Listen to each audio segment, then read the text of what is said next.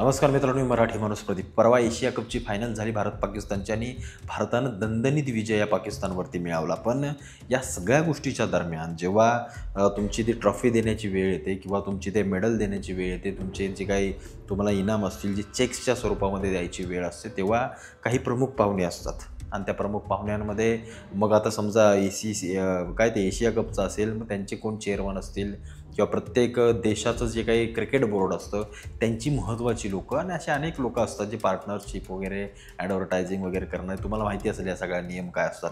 आणि त्यातून मग त्या सगळ्या लोकांच्या हस्ते, मी काय म्हणतोय बघा, सगळ्या लोकांच्या हस्ते विजेत्या संघाला किंवा झालेल्या संघाला या सगळ्या गोष्टी दिल्या जातात. आणि भारताला जेव्हा विजय मिळाला तेव्हा एशिया कपची 2025ची जी काही ट्रॉफी होती ती घ्यायला तो नक्वी की कोण, तो पाकिस्तानचा जो गृहमंत्री आहे, त्याच्यानंतर त्यांच्या क्रिकेट बोर्डाचा कोण अध्यक्ष की कोण आहे, सगळ्या गोष्टींमध्ये आहे ते.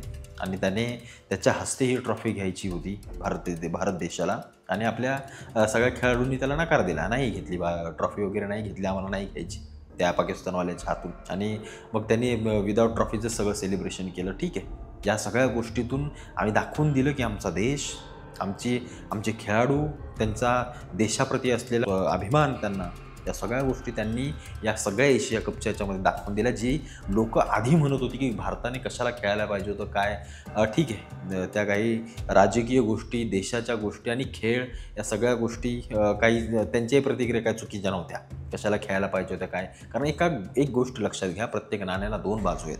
कारण भारतासारखा देश जो क्रिकेट सगळ्यात जास्त ह्याच्यामध्ये खेळणारा आणि ICCमध्ये सगळ्यात स्ट्रॉंग असा देश असणारा क्रिकेटमध्ये हा भारत आहे. आणि त्या ICCमध्ये म्हणजे एकंदरीत लक्षात घ्या, अख्ख्या जगातील अनेक देश क्रिकेट खेळतात, जेवढे ती काय रजिस्टर असतील ICCला. आणि त्याच्यामध्ये भारत हा सगळ्यात म्हणजे मोठा भाऊ असल्यासारखा आहे. तो भारत हा स्टँड का घेऊ शकला नाही किंवा ते खेळाडू आपले स्टँड का घेऊ शकले नाहीत की जोपर्यंत या जगामध्ये किंवा आमच्या देशाच्या आजूबाजूचे देश असतील किंवा जिथे कुठे झिरो टेररिझम होत नाही, झिरो म्हणजे टेररिझम सगळ्या गोष्टी संपुष्टात येत नाहीत, तोपर्यंत कुठे ना कुठेतरी आम्ही क्रिकेट किंवा आमचा देश, म्हणजे एक माझं म्हणण्याचा उद्देश तुम्हाला समजतोय का, कुठेतरी एक स्टँड घेतला असताना की जोपर्यंत टेररिझम संपणार नाही, ज्या देशातून त्या देशाच्या संघाला आपल्या ICCमध्ये घ्यायचं नाही, त्याला खेळवायचं नाही, ते कुठंतरी व्हायला पाहिजे होतं. कारण तुम्ही नक्वीच्या हातून ट्रॉफी घेतली किंवा न घेतली तो प्रश्न बाजूला ठेवा, तो सोडून द्या. कारण तीच पाकिस्तान टीम आपल्या त्या वर्ल्ड कपला इथे भारतात येते खेळायला, ती इथे खेळून जाते आणि त्याच्यानंतर हल्ला होतो पहलगामचा.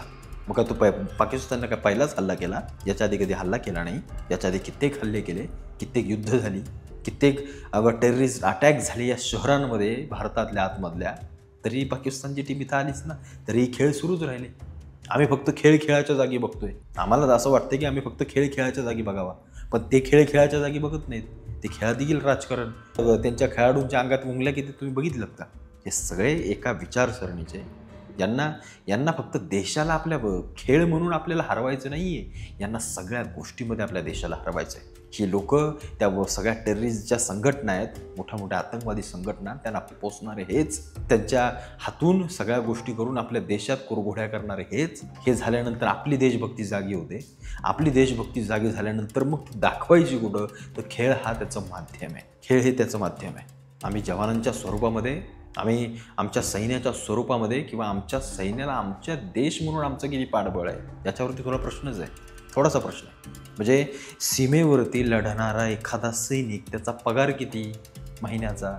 आणि देशासाठी क्रिकेट खेळणार, मी क्रिकेट म्हणतोय, बाकीच्या खेळांमध्ये भारताला एवढं सहसा आपली लोकं डोक्यावर घेत नाहीत, ही सगळ्यात खरी वस्तुस्थिती आहे. आणि एका टीम इंडियातल्या क्रिकेट खेळणाऱ्या एका खेळाडूचा पगार किती, याची तुलना केल्यानंतर आम्हाला समजतं की आमची देशभक्ती नक्की कुठे आहे. आम्ही देशभक्त फक्त अटॅक झाल्यानंतर किंवा अशा काही गोष्टी झाल्यानंतर, इकडून बॉम्ब तिकडे टाकल्यानंतर, इकडून एअर स्ट्राईक तिकडे केल्यानंतर आमची देशभक्ती साटकन उफाळून येते, किंवा भारत पाकिस्तानची मॅच असल्यावरती आमची देशभक्ती उफाळून येते. पण या सगळ्या गोष्टींचं साम्य, या सगळ्या गोष्टींचा जर विचार करता, अनेक जण म्हणतील नाही त्यांना काय 11च खेळाडूंना पगार द्यायचा आहे, मग तो 10 कोटी असो नाही तर 20 कोटी असो, इकडं किती सैन्याला पगार द्यायचा, एवढं काय शक्य आहे का? का शक्य नाही?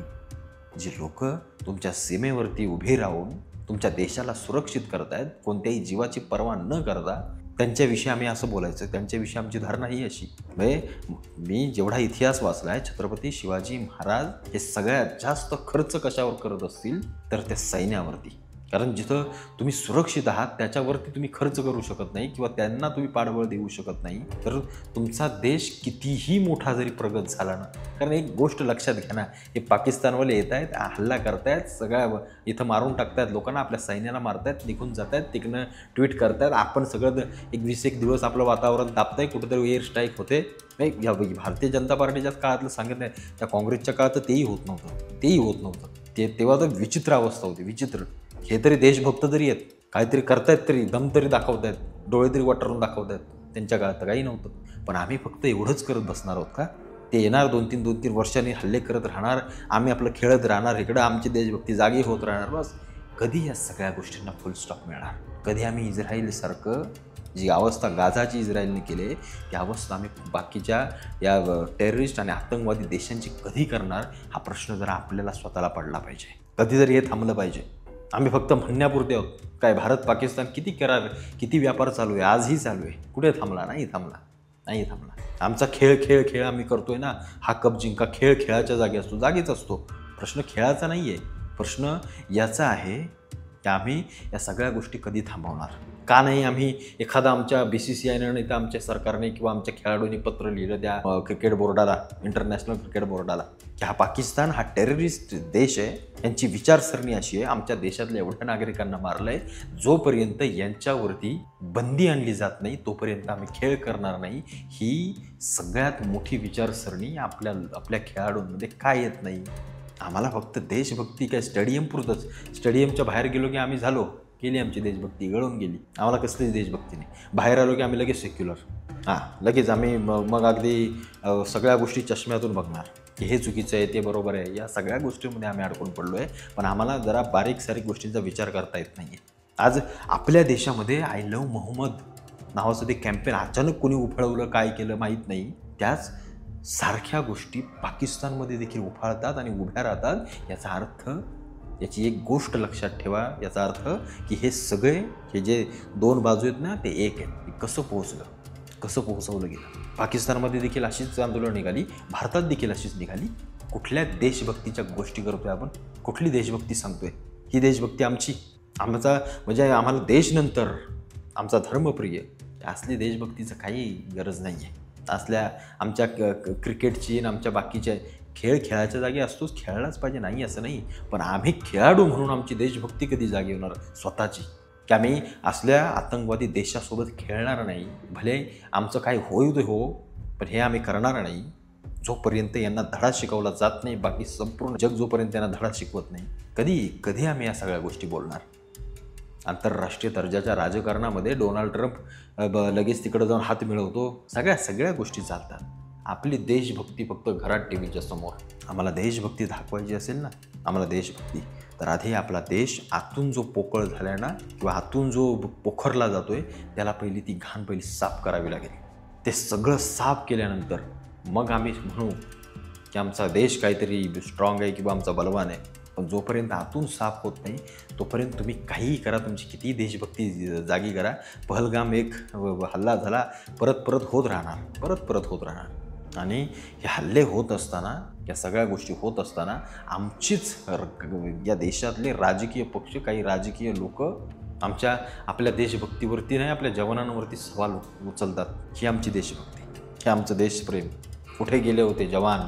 कुठे तुमचे सैनिक गेले होते? कुठे तुमची यंत्रणा झोपली होती? या सगळ्या गोष्टी बोलणारे देखील आपणच आहोत. विचार करा, तो नक्वी काय गेला, काय ट्रॉफी घेऊन आणि नाही दिली काय, तो नक्वीन फेकवी ती तसले कोण आपण त्यांना भीक घालत नाही आहे. ती नाही घेतली टीम इंडियाने त्यांच्या हातून, ठीक आहे. नाही हस्तांदोलनं केली मॅचच्या दरम्यान कोणत्याही, ठीक आहे, चांगलीच गोष्ट आहे, त्याच्याबद्दल दुमत नाहीच आहे. माझं मत हे आहे की हे जसं तुम्ही केलं ना निर्भीडपणे, तसं तुम्ही का नाही स्टँड घेत त्या जगामध्ये? कळू द्या ना संपूर्ण जगाला की भारतीय क्रिकेट संघाने किंवा त्या सगळ्या खेळाडूंनी एक स्टँड घेतला आहे की जोपर्यंत या तुमच्या संपूर्ण खेळांमधून टेररिस्ट किंवा आतंकवाद करणारे देश बाहेर काढले जात नाहीत तोपर्यंत आम्ही खेळ खेळणार नाही. ही सगळ्यात मोठी एक पुढची स्टेप किंवा पायरी का आपली लोकं घेत नाहीत यावरती माझा प्रश्न आहे. बाकी तुम्हाला काय वाटतं या सगळ्या गोष्टीबद्दल मला आवर्जून कळवा.